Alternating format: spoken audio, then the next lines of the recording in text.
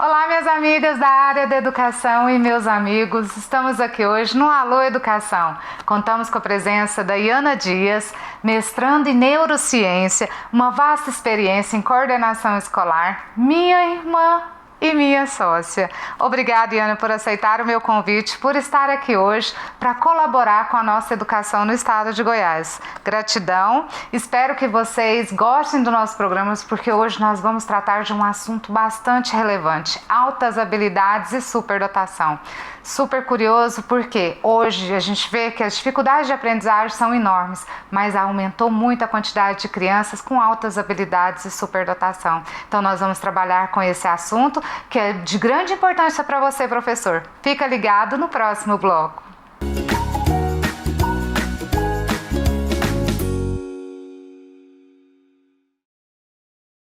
Você conhece a Telhas e Companhia? Somos uma loja especializada em telhas e principalmente fabricantes das telhas térmicas mais procuradas do mercado. Produzimos com matéria-prima de alta qualidade, garantindo telhas resistentes, com ótimo acabamento e alto desempenho térmico. Telhas e Companhia, a sua cobertura começa aqui.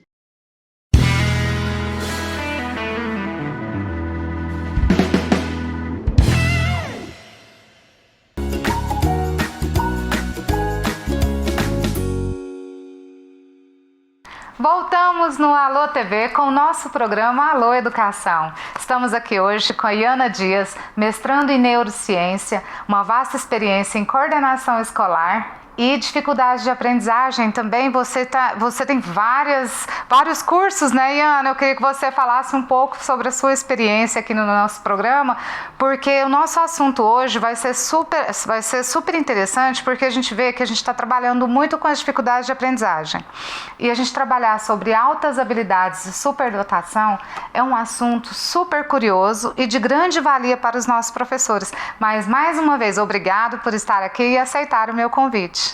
Muito obrigada pela participação, sou muito grata em receber esse convite da minha irmã, né, poder participar do programa, saber que ela está sendo uma influencer no estado de Goiás, uma influencer na área da educação. Isso é muito louvável, a gente trazer em pauta assuntos relacionados à educação, porque a gente vê que tem tantos influencers de diversos assuntos, mas poucas pessoas se dedicam, né, a estudar e a falar mesmo de educação. E nós, como você já falou, nós somos sócias, nós somos apaixonadas na educação, a gente vive educação, a gente respira educação, a gente estuda educação. A gente nunca deixou de estudar. E isso, aí até então eu estou fazendo um mestrado em neurociência justamente para poder entender, porque eu tenho uma curiosidade que não canso de ficar ali procurando, que é como se aprende.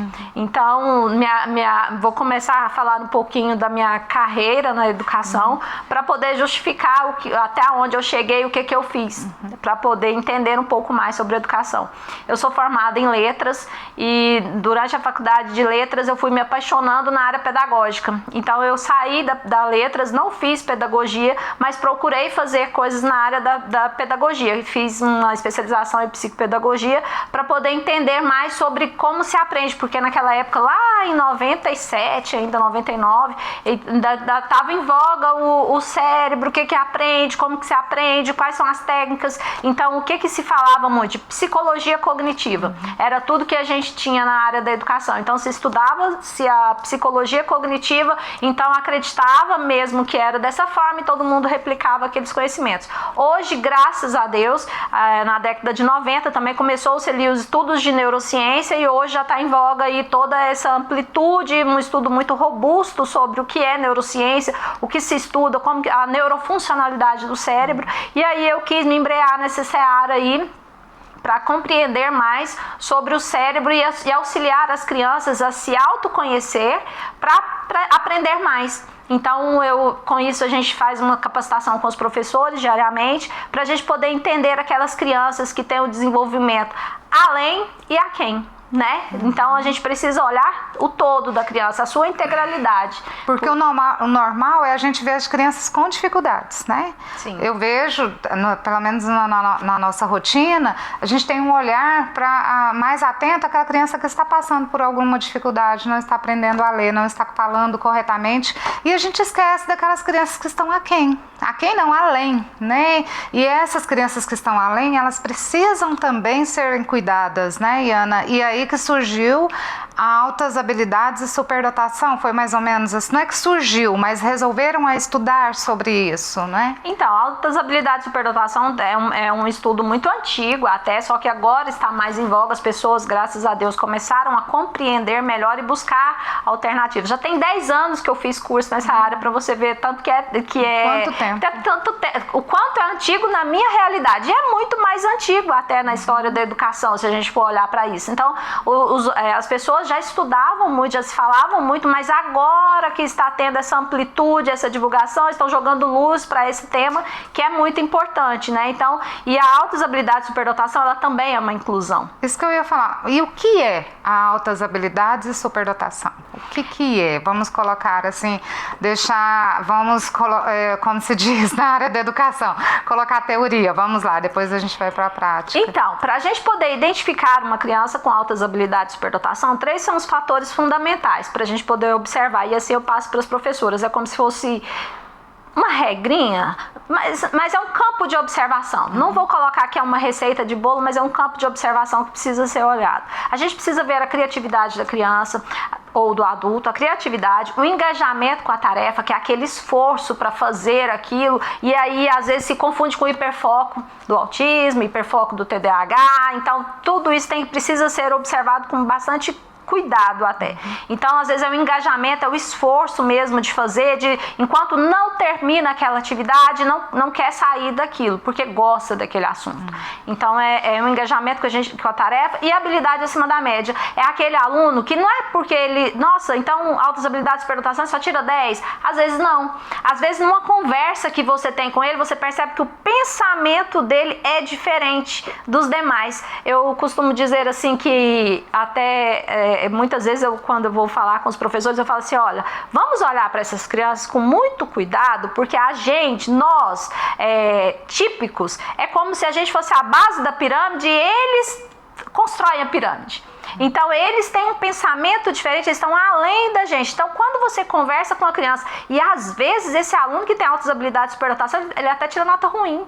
Então, é preciso ter cuidado com isso. Porque quando ele tira nota ruim, é porque ou ele está desmotivado com aquilo que ele já sabe e ele não está nem aí para as avaliações. E nota para ele é o de menos. Nota para ele é o de menos. Então, tudo tem que ser observado. Então, aquela criança que ele está se destacando, então, que seja na área criativa, que seja nesse pensamento, nessa criação. E quando a gente fala de criatividade, a gente pensa muito em telas, né? Pintou tela, só pensa no artista plástico. Não, a gente tem que falar de uma criatividade inovadora, de pensar coisas diferentes, uma criatividade na robótica, uma criatividade na escrita. Por isso que a escola, e assim a gente faz na nossa escola, a gente oferece várias possibilidades para a criança, para a gente poder ver se ela se destaca numa daquelas áreas. Então a gente tem os livros que eles escrevem, então a criança que pode se destacar naquela escrita de livros. A gente tem uma robótica, porque a criança vai criar, ela vai inovar naquele momento. Então, a criatividade, ela não é só uma criatividade de pintar telas ou fazer teatro. Ou aquela questão acadêmica de notas. De notas. Né? Então, são isso. outras habilidades que o professor tem que estar atento para observar. Tem que observar. E aí,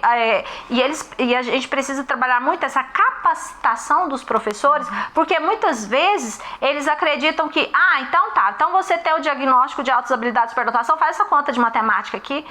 E as crianças, elas não são autodidatas, elas têm um neuroprocessamento diferente, porque assim como os autistas, assim como o TDAH, quem tem altas habilidades de superdotação também é neurodivergente. Então, ele é considerado um atípico também. Então, ele tem um funcionamento do cérebro diferente. É como se a gente pegasse o cérebro, e eu costumo brincar isso, o nosso cérebro é o hardware. Né? Então, você colocou um software lá e ele vai, acelera e consegue produzir muito rápido. Então o pensamento dele é acelerado, por isso que dá a resposta mais rápida. Sabe Tata Werneck? Até para você acompanhar o processamento, o raciocínio dela é muito acelerado. Você vê que tem alguma coisa ali. Por exemplo, eu fico olhando, esses dias para trás estava em voga o Whindersson Nunes, né? E aí entrevista e ele, descobri agora. Depressão, uma série de coisas ali que estava acontecendo com ele por falta de autoconhecimento também. Isso, por quê? Porque os profissionais que atendiam ele só viam como um problema e era muito característico, era muito evidente as altas habilidades de superdotação, e só agora que foram ver isso. Aí eu fico olhando e falo assim, gente, uma reles mortais que estou aqui na área da educação, tem 10 anos que eu trabalho sobre isso, agora que foram identificadas as altas habilidades de superdotação desse menino, e aí acaba que quando não é identificado, isso se torna um problema também, porque a criança e o adulto, que ele não se identifica nesse meio como, por que eu não estou me enquadrando nesse mundo? Por que eu não estou cabendo nessa situação? Aí ele começa a ter depressão, ele começa a ter ansiedade, começa a ter outros transtornos. Então, assim, identificar não é só um troféu. Meu filho é muito inteligente. Não. Ele vem carregado, se ele não bem cuidado, ele vem carregado com umas comorbidades que pode gerar um prejuízo grande. E até essa falta de interação social, que muitos que têm altas habilidades, eles têm uma socialização ali prejudicada, né? É característica das altas habilidades ou não?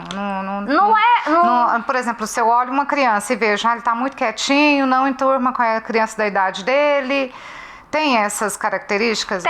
Tem sim, mas não é uma via de regra para poder falar assim, então olha, nossa, ele não brinca porque ele é um superdotado, ele não é via de regra. A via de regra é que essas crianças sejam sim capazes de se relacionar, tenham um bom relacionamento, porém, como o pensamento deles é diferente, os pares da mesma idade, eles não conseguem ter os mesmos assuntos. Então a gente precisa olhar para essa criança também com esse cuidado.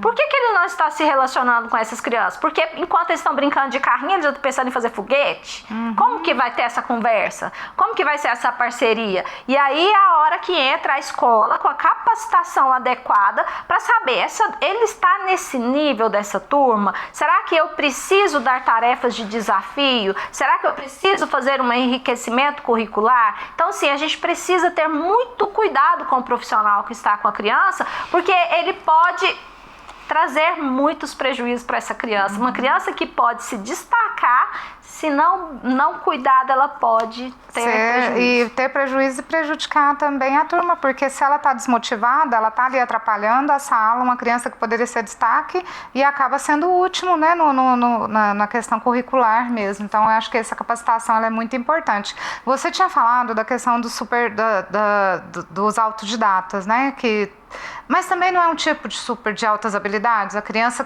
a gente tem exemplos lá na escola, crianças que lê fluentemente com 4 anos. Aprende algumas questões que nunca foram ensinadas, parece que elas nasceram sabendo. É um tipo de altas habilidades, tem níveis, tem a gente fala tipos, igual o autismo Asperger, né? E hoje não, hoje tiraram essas características, tipo isso. Tem isso? Como que é? O gênio... Mas eu vou deixar isso para o próximo bloco. Te aguardo no próximo bloco.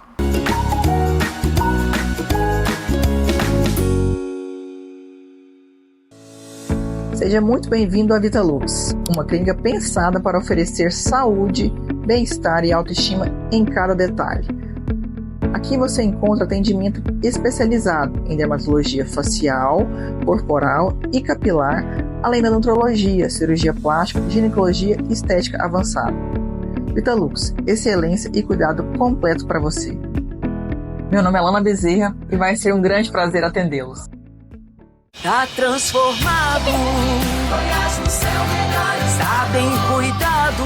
O governo que mudou a história de Goiás transformou o estado no mais seguro do Brasil. Desde 2019, Goiás vive quedas recordes na criminalidade. 95% a menos nos roubos de veículos. Latrocínios, queda de 86%. 62% menos crimes contra a vida. Roubos a comércio e a pessoas, menos 92%. E queda de 84% nos roubos a residências e propriedades rurais. Investimento em reformas e novas instalações de unidades de segurança. 37 novas unidades entregues. Com inteligência, integração e ação forte, os bandidos ou mudaram de estado ou mudaram de profissão. E a mudança que transformou o estado no mais seguro do Brasil vai continuar. Governo de Goiás, o estado que dá certo e é o mais seguro do Brasil. Goiás no seu melhor estado.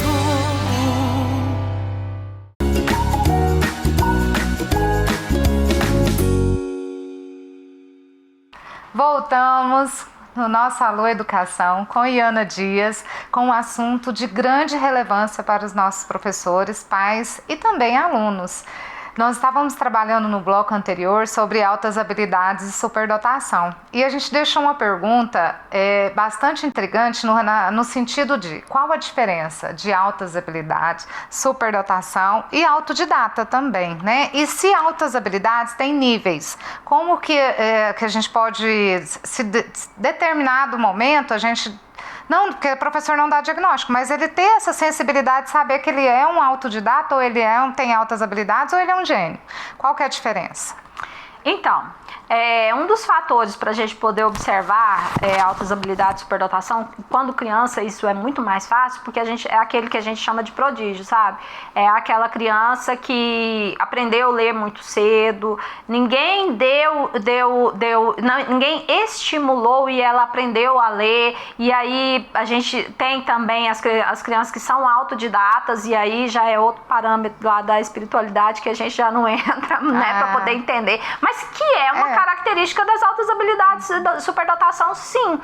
Porém, quando eu falei no bloco anterior das questões de o professor olha e fala assim, não, você vai saber porque você é como se ele fosse autodidata, é nesse sentido porque assim, a criança que normalmente que tem altas habilidades de superdotação, elas precisam de uma explicação do conteúdo. Ela vai aprender mais rápido, mas ela precisa de uma explicação sobre o conteúdo, sobre o que vai ser dado. O neurofuncionamento do cérebro dela é mais rápido e ela vai pegar as coisas mais rápido. Então, a explicação que o professor vai dar, ela vai aprender e a resposta vai ser mais rápida. E ela vai ficar, na maioria das vezes, ela fica entediada, porque, poxa, eu já aprendi, a professora está tendo que repetir tudo de novo, por que esses alunos não aprendem? E aí é quando eles não se encontram no meio e eles começam a se questionar por que eu sou diferente, e aí começam alguns problemas psicológicos, né, que estão envolvidos muitas vezes com altas habilidades de superdotação por causa disso. Essa questão do autoconhecimento, de não se reconhecer no meio, de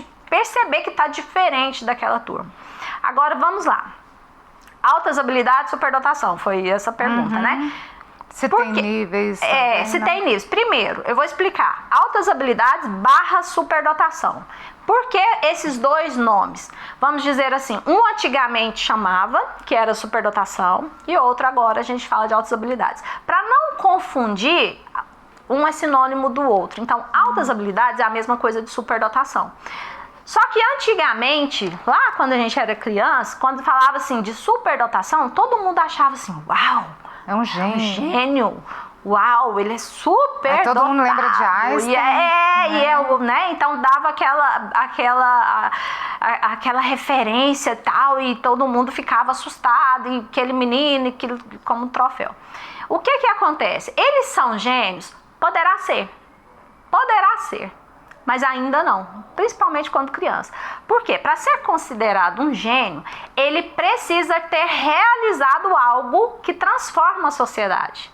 Ele precisa ter um feito. Então, como tipo Thomas Edison, Walt Disney, Steve Jobs, eles têm que ter criado algo para transformar a humanidade. E aí, o que acontece com as crianças que têm altas habilidades de superdotação? Como eles pensam diferente, eles são capazes, e eles são criativos, eles são capazes sim de criar algo. Só que eles são crianças, então por isso que a gente não fala de gênios. E eu até critico o programa Pequenos Gênios, da emissora X, que é de tratar mesmo como se eles fossem gênios. Não, eles têm altas habilidades, superdotação, eles ainda não são gênios. Poderá ser? Poderá não ser? Também poderá não ser, mas isso não é via de regra. Então, o gênio é quando descobre algo que ainda não existiu e transformou a sociedade. Houve essa transformação. Existe níveis, como você falou, existe o nível 1, o nível 2, não existe níveis. Tá. Todos são considerados com altas habilidades de superdotação. Aí o que acontece? A gente pode estimular e melhorar e potencializar. Então a gente melhora. Mas toda criança estimulada, a gente potencializa o que ela tem de bom. Então a gente fica por isso que é tão importante, eu bato tanto na tecla. A escola precisa ser capacitada, os professores precisam estudar, a gestão precisa incentivar isso com os professores, porque a gente vê que cada vez mais a gente está com um campo muito rico.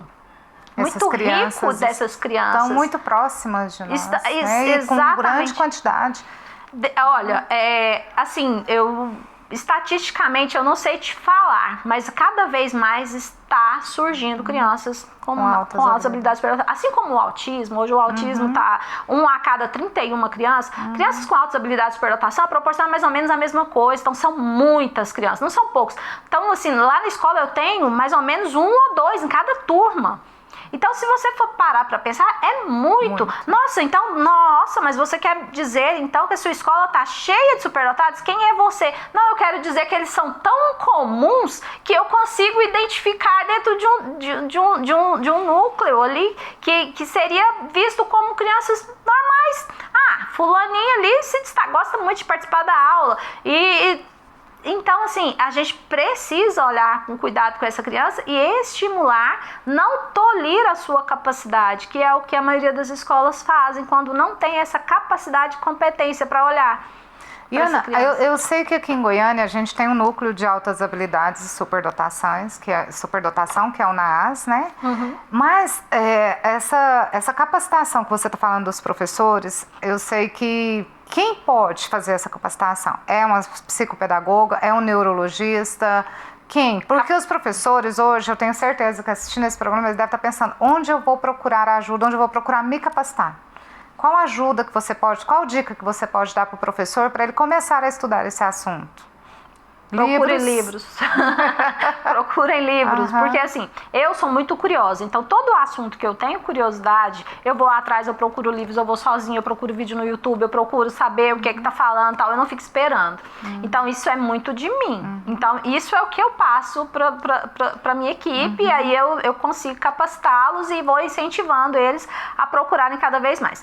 O NAAS, quando eu fiz o curso, lá em 2017 eu fiz o 1, e em 2018 eu fiz o 2. Fiz um ano de cada um do curso. Não foi uma especialização, mas foi um curso de extensão que eu fiz. Era gratuito. Eu não sei como que está isso agora. Então, eles tinham esse curso de formação para professores gratuito. Então, assim, foi excelente. Lá me abriu portas e me fez descobrir um mundo que eu ainda não conhecia. E eu só descobri esse mundo quando eu tive uma criança que não se adaptava na escola.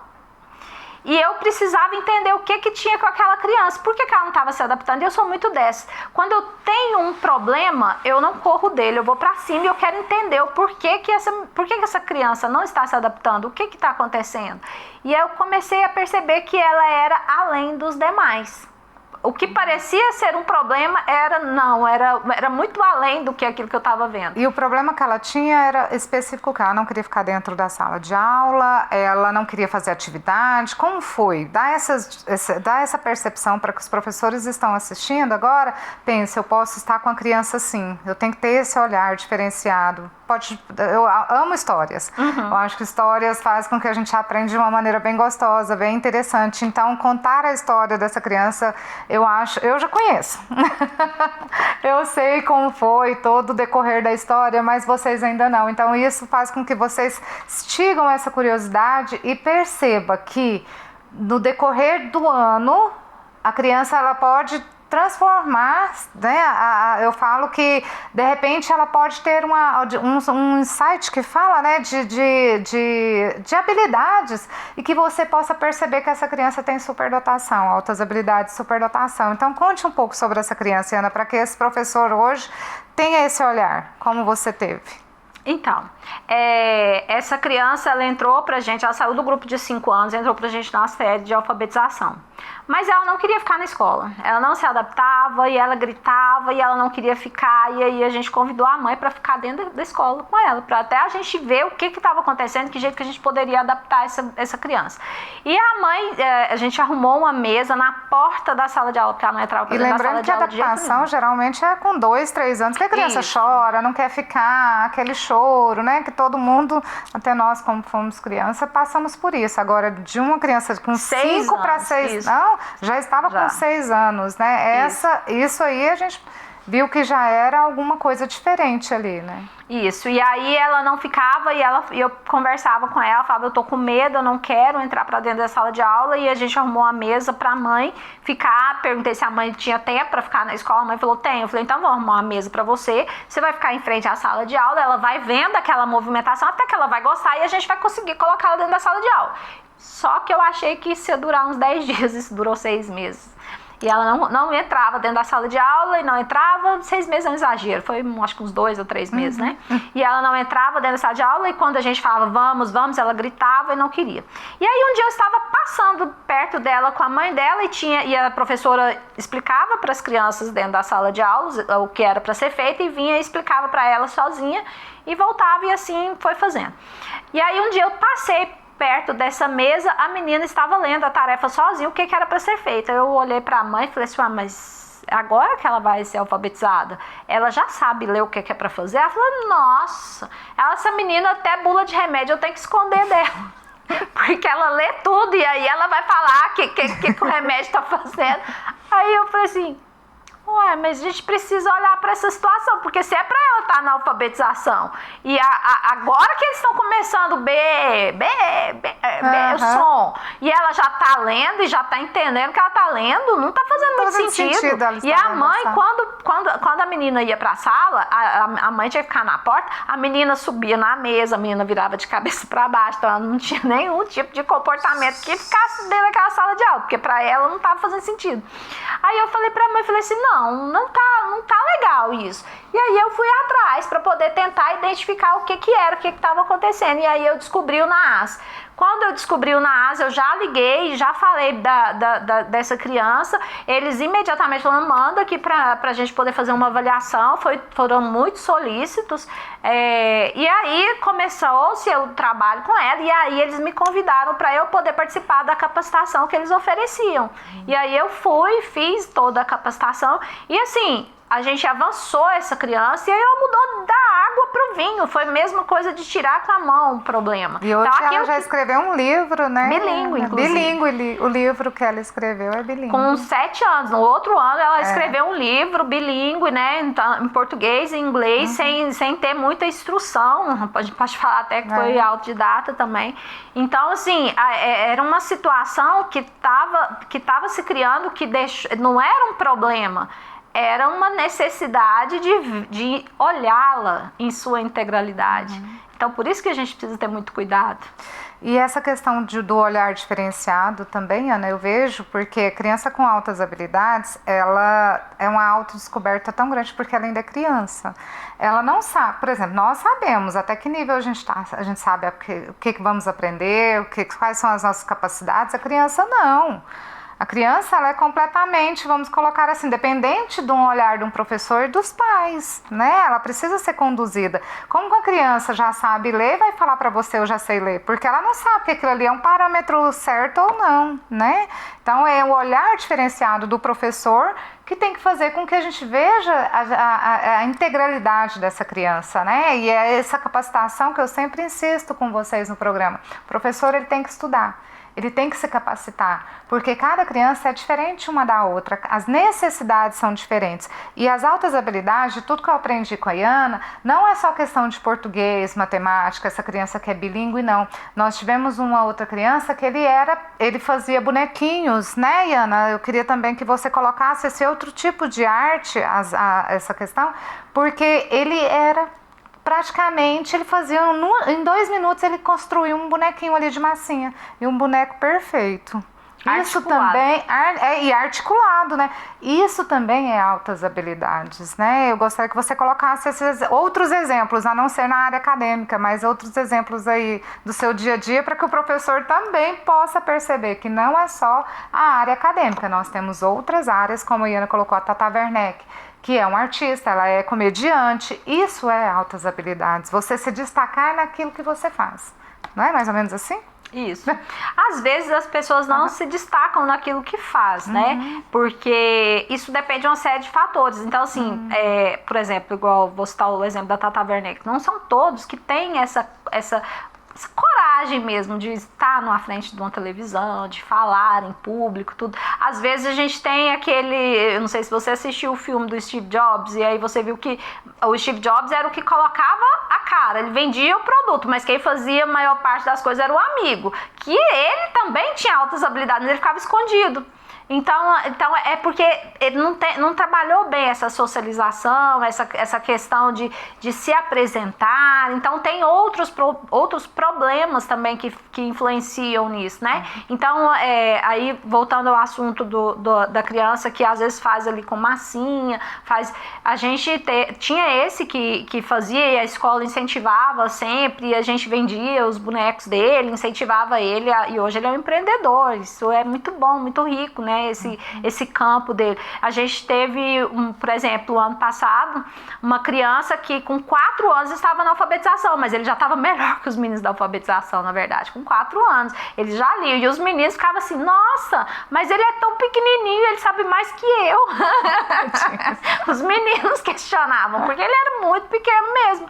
E aí, assim, se a gente fosse olhar para ele, para a competência acadêmica dele, ele tinha que ser avançado umas 2 turmas, porque a competência acadêmica dele era muito além dos demais. Porém, a gente precisa olhar o estado emocional dessa criança também. Então, não é só saber, não é só o cognitivo que a gente tem que olhar, a gente tem que olhar o emocional também. Então, por isso que é importante, porque nem tanto e nem tão pouco, a gente precisa olhar para essa criança, a gente precisa olhar para a adaptação dessa criança ao meio, a gente precisa olhar para o psicológico dessa criança, desenvolvimento cognitivo, tá? É psicológico, é cognitivo, é social, é uma série de fatores que o professor, mais uma vez, precisa estar capacitado para estar atendendo às necessidades dessas crianças. Exatamente, né? Porque senão, se só, vamos avançar porque ele é capaz de estar com os demais e ele cognitivamente ele está bem, a gente pode gerar um problema, porque ele não consegue se relacionar com os outros, porque ele não consegue conversar com os demais, porque são maiores que ele. O pensamento pode até ser, mas são maiores, ele tem medo. E as brincadeiras são mais, vamos dizer, porque brincadeira de lutinha, não é que é violenta, mas são umas brincadeiras diferentes daquilo que ele é muito bebezinho ainda. Então, o pensamento dele, o cognitivo dele é bom, mas a idade e o corpo mesmo não acompanha isso. Então é o que a gente chama de assincronia nas altas habilidades de superdotação. E com relação a esse avanço que você colocou, como a escola pode avançar uma criança diante da lei? Diante da lei, porque a gente sabe que as crianças têm que fazer série, né? Tem que estar na série idade, e o avanço dessas crianças. Como que é isso? Como que a escola pode avançar essa criança? Queria que você deixasse dicas para o próximo bloco. O que a escola pode fazer para avançar essa criança? Quais são as demandas que a escola precisa ter para que avance essa criança, para que tenha não é diagnóstico, porque quem vai dar o diagnóstico é o neuropsicólogo, né? E o neurologista. Então nós vamos falar disso no próximo bloco, aqui no Alô Educação. Até mais!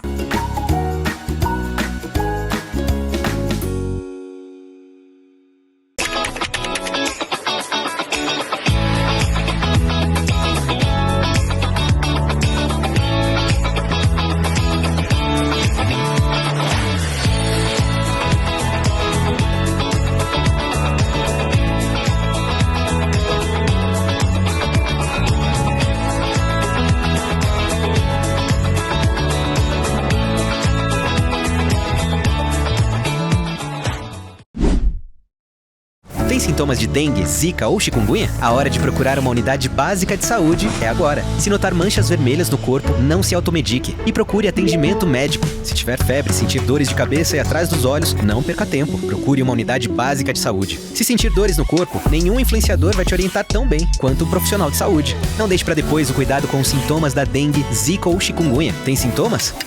A hora de procurar uma unidade básica de saúde é agora. Ministério da Saúde, Brasil, União e Reconstrução.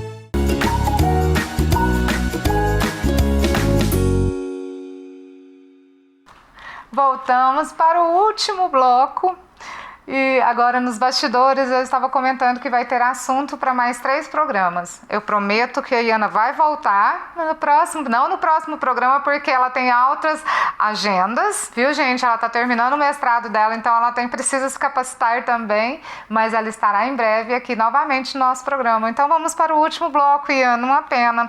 E eu deixei a pergunta sobre a questão de como avançar, quais são as legislações que nos rege como escola, para que a gente possa avançar essa criança com segurança, de uma maneira certa. Tem que levar no neuropsicólogo, tem que ter laudos, tem que levar no NAAS. Como que é esse processo? Como que é o processo mais fácil para a criança, mais fácil para os pais e para a escola? Então, se for fácil, né? Não é. Fácil não é, porque como você mesmo diz, cada criança é individual, a gente precisa olhar para cada criança com muito zelo, muito cuidado, diante da sua peculiaridade. Então, fácil não é, porque cada criança é diferente, a gente tem que ter esse olhar bem afinado para cada uma. Mas a escola, sendo competente e capacitada, ela é capaz sim de olhar e falar: essa criança tem sim altas habilidades de superdotação, essa sala não está adequada para ela, ela precisa avançar porque o conteúdo não está de acordo com a necessidade da criança. Porque, como eu já falei nos blocos anteriores, altas habilidades de superdotação, assim como o autismo, assim como o TDAH, ela é inclusão. E quando se trata de inclusão, e hoje tem uma diferença muito grande quando a gente fala de inclusão e equidade.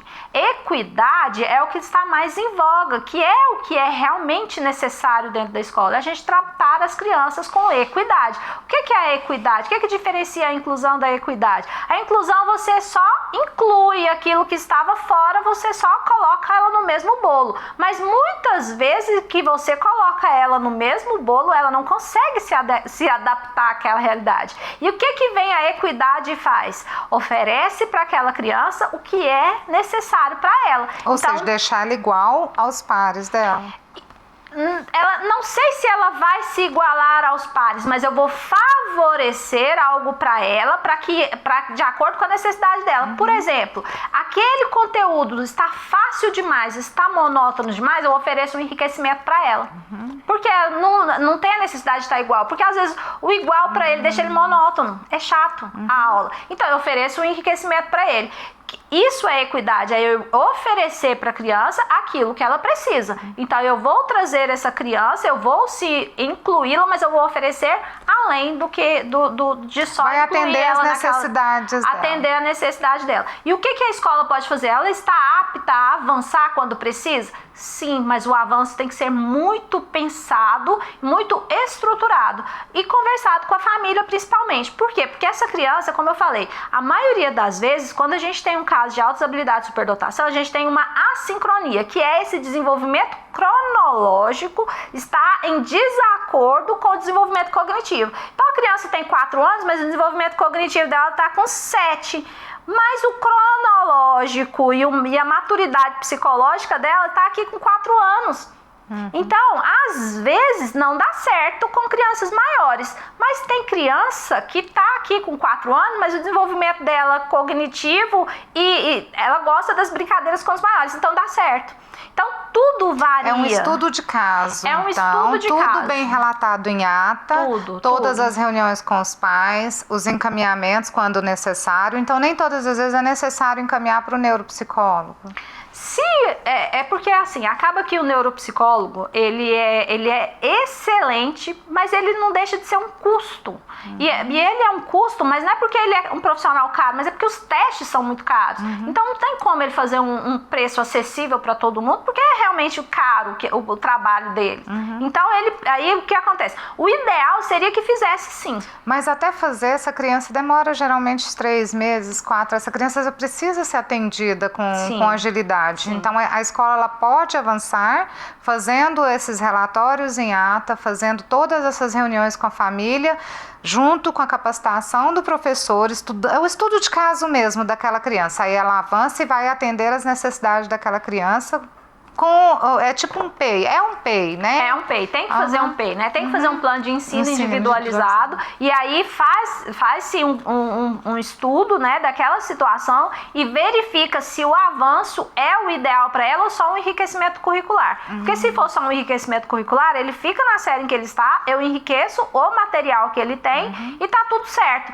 E tem outro caso também. Tem criança que tem altas habilidades de superdotação e não precisa de avanço, não precisa de enriquecimento, não precisa de nada.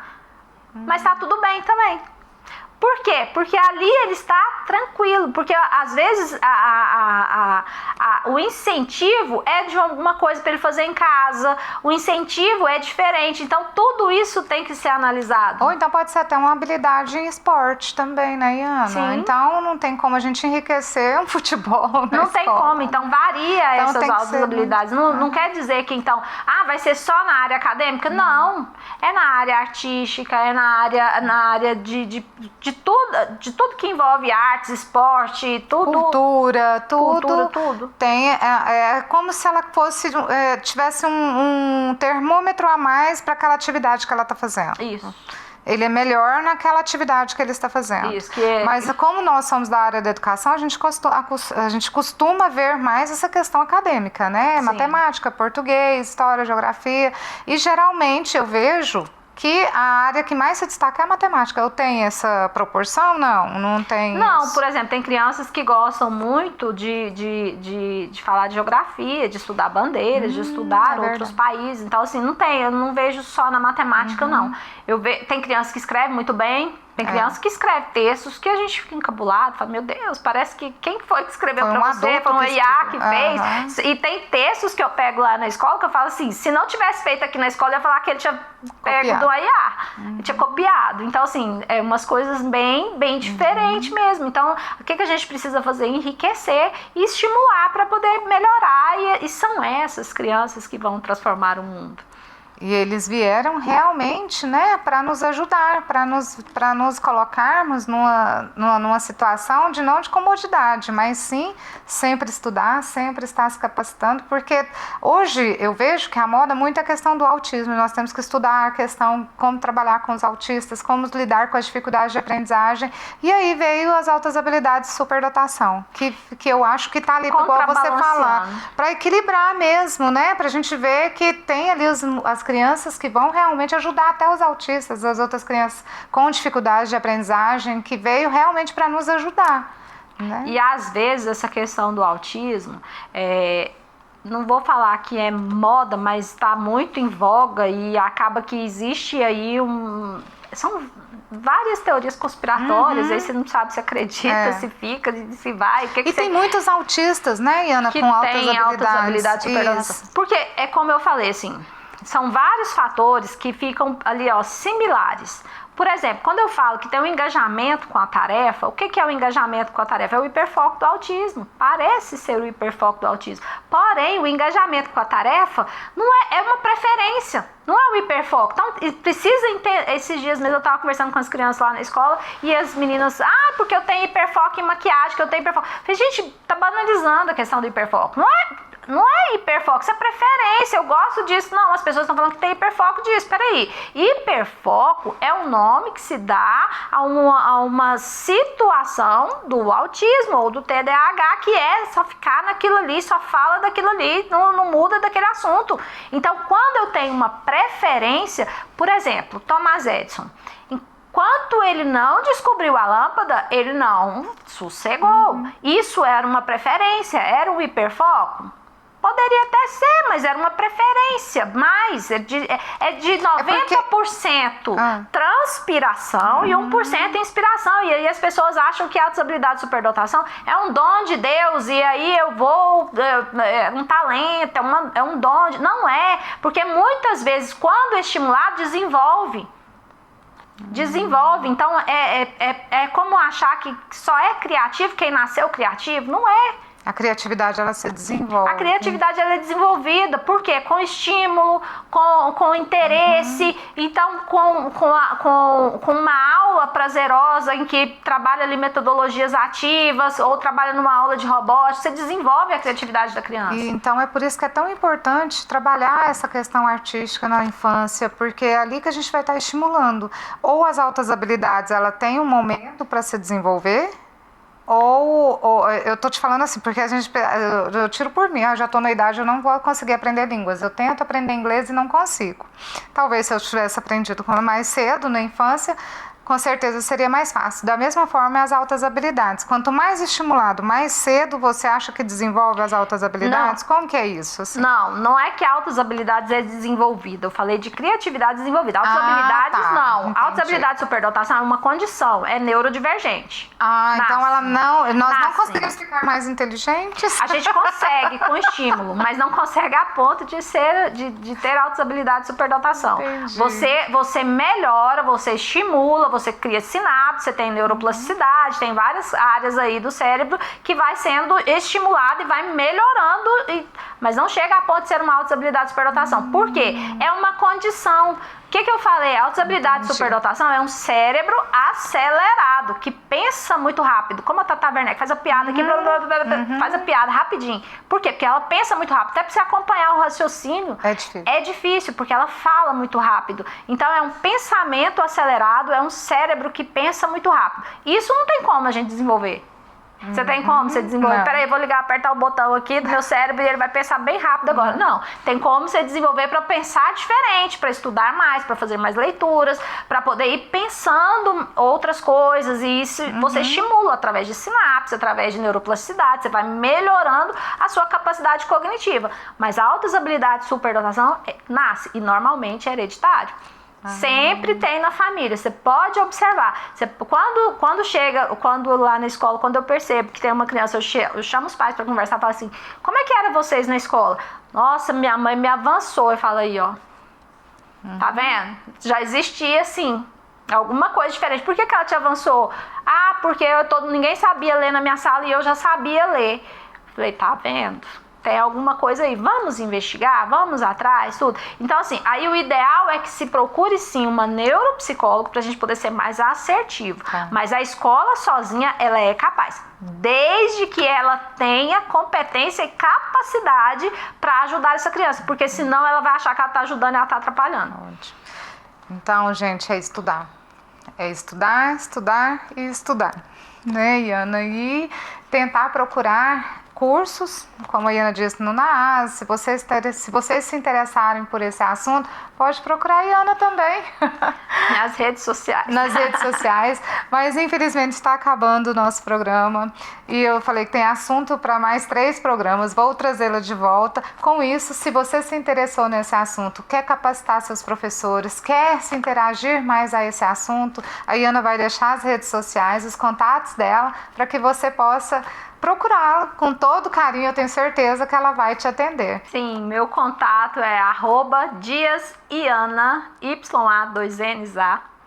E eu sou psicopedagoga, neuropsicopedagoga, estou fazendo mestrado em neurociência e eu gostaria muito de poder contribuir e ajudar vocês a olhar com bastante zelo para as nossas crianças, porque já é um clichê, né, a gente falar que eles estão aí para transformar o mundo, e a gente vê que cada vez mais a gente tem mais diferenças e a gente precisa atender as crianças diante dessas diferenças. Obrigado, gratidão.